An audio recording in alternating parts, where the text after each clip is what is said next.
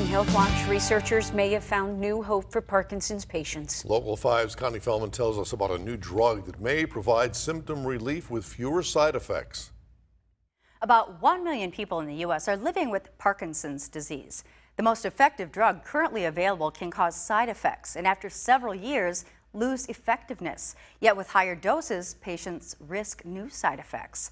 Now a new drug currently in clinical trials may reduce these unpleasant side effects while lengthening the time patients have relief of their symptoms.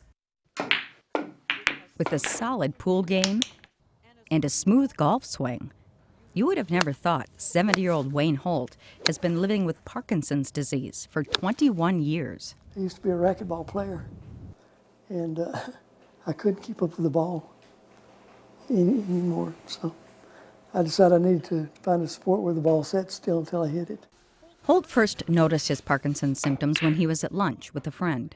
When I lift my drinking glass, my hand just really had a tremor to it. The Parkinsonian tremors are due to too much brake and not enough gas. When people try to do personal movement, they get shaking because the brake is being applied as they're trying to apply the gas. Levodopa has been the gold standard when it comes to treating Parkinson's symptoms, but after several years, efficiency can fade, and long-term use may lead to side effects such as dyskinesia, hallucination, delusions, and sleep problems.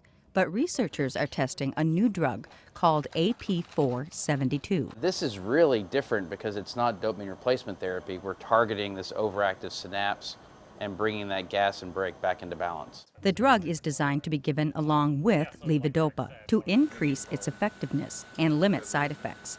For Holt, who suffers with dyskinesia, a drug like this can be a game changer. And the more we can do, the more likely we are to cure this thing.